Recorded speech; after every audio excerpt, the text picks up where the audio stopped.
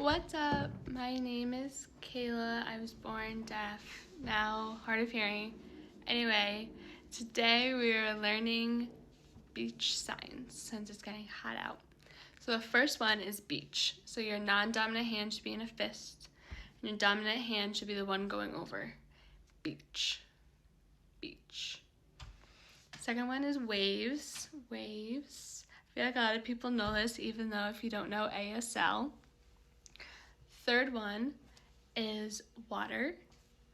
Water, so this is a W in ASL. Water. Water. Then sun. Sun.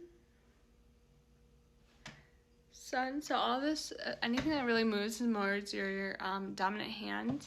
And then the last one's hot. Hot. Hot. Hot. So I hope that helped.